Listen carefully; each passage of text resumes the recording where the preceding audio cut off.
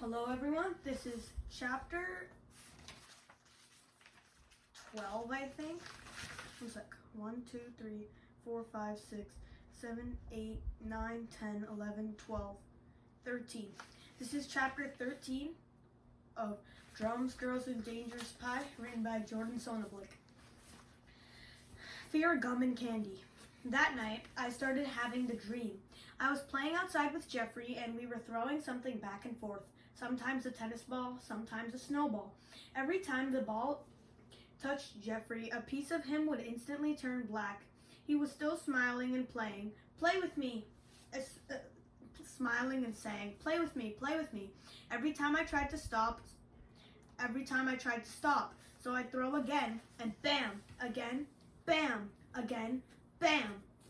And then he'd slowly start sinking into the ground, still with that smile on his face as my parents appeared behind him. And he'd start saying over and over again, "You're their only boy. You're their only son. You're the only boy now." And I'd wake up screaming at the top of my lungs. I had the dream, with slight variations, maybe every other night for the next 2 months. Thankfully, Jeffrey somehow always slept through it. My parents didn't, though. They eventually got so used to it happening that they started getting to my bed and grabbing me before I even woke myself up.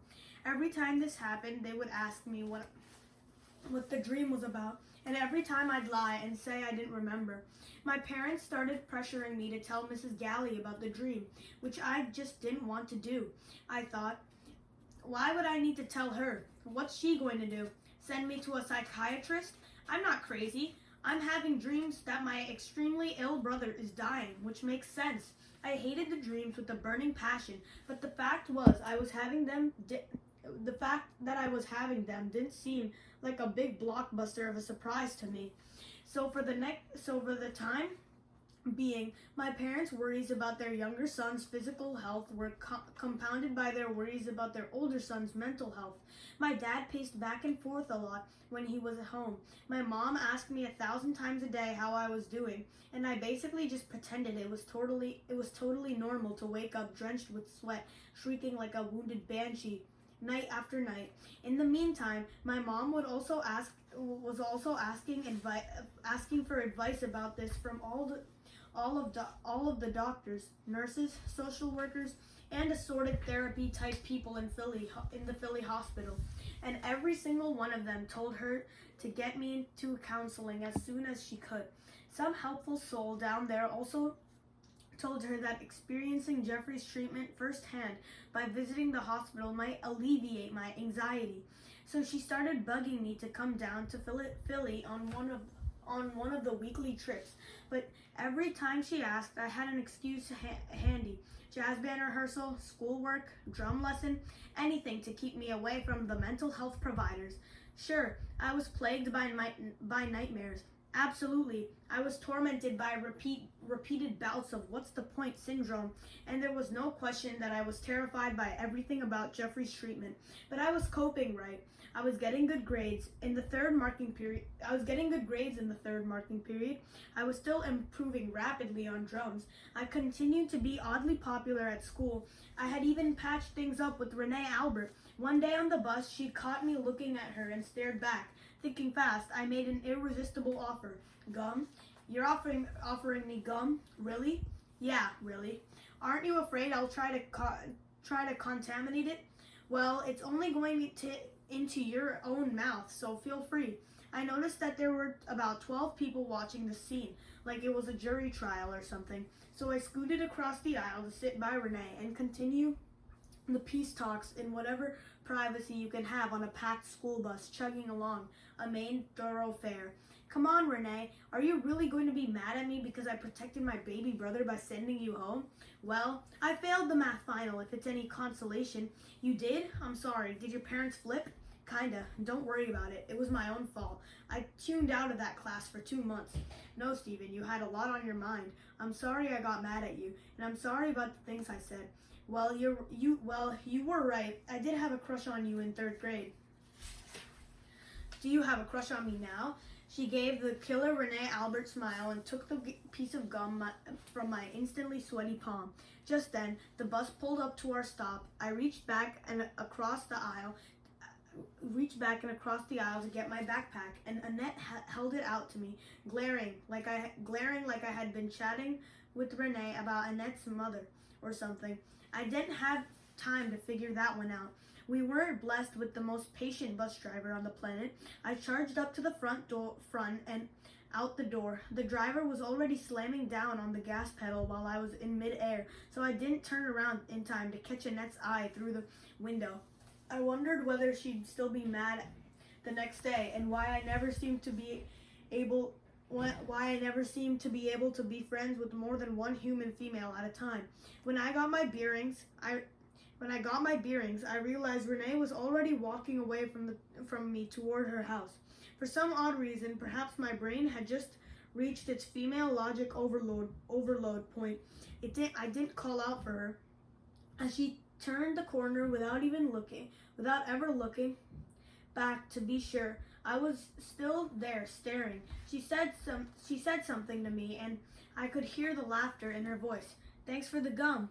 I kept looking until she was out of sight behind the huge old oak tree at the end of the block. Boy, did that girl know how to walk. So I was hanging in there, but the weirdness of acting normal when nothing really was normal was exhausting. One day I fell asleep in social studies class, and the teacher took me out into the hall to talk about it. "How are you, Stephen? Is there more bad news at home?" "No, things are just swell. We spend our time knitting matching sweaters, baking wholesome cookies from scratch, and watching my brother's hair fall out, moron." No, I just have a lot on my mind. Can I think fast, Stephen? Go see the school counselor? Of course, he let me go. I had already figured out that most teachers did not want to stand in the corridor talking about pediatric cancer when they could be safely in their rooms, handing out worksheets. Mrs. Galley looked happy to see me, which was a nice feeling. Maybe I had only asked to see her so I could get out of class, and maybe I was merely in the mood for a candy heart or two, but I really was starting to trust this woman. She asked me how things had gone with the math grade bust weekend, and in the weeks of school since then. I told her the whole story of that first weekend with my parents and how I was keeping up with my work and social life.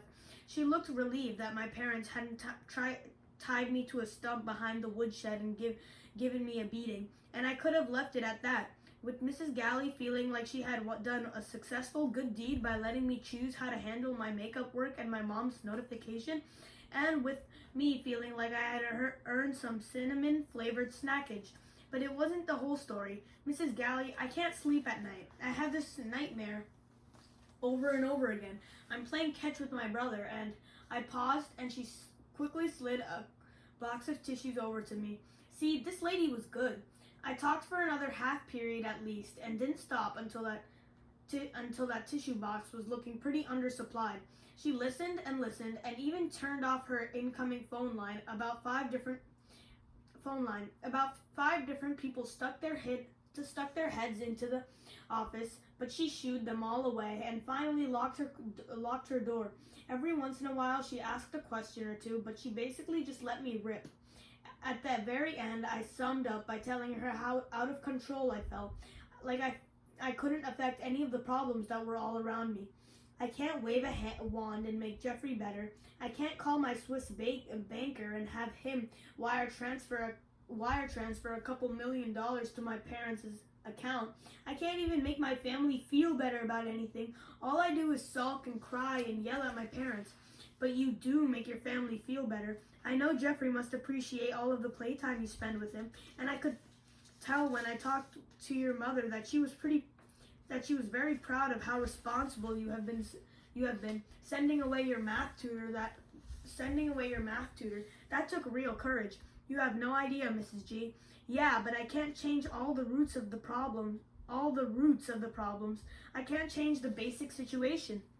Well, Stephen, I have to send you back to class now because I have a group of students coming in, but I want to leave you with one thing to think about. Instead of agonizing about the things you can't change, why don't you try working on the things you can change? I thanked her and took a candy heart, a few, for the road, and a couple of tissues, and I made her and I made her promise she'd call me back down the next week. While I was on a roll, maybe I should have asked her. To stock up on some new desk candy too. But there are some times when you just don't push your luck. Over the next few days, my head was a jumble of battling quote bubbles. Me, what's the point? Mrs. Galley, why don't you try working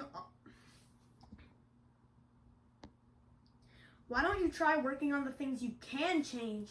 Of course, that was when I was awake. When I was asleep, the nightmares just kept on coming. I was starting to wonder whether I was going to be a nervous wreck for years and years, finally losing it completely and waking up in a mental ward with a tight white sleeveless coat on. Then 2 things happened in quick succession. I figured out how to save some money, and Annette fell down a flight of stairs. Okay, guys, so that is it for chapter 13 of Drums, Girls, and Dangerous Pie, Fear, Gum, and Candy. I will be back tomorrow to read chapter 14, Good News, Bad News. See ya!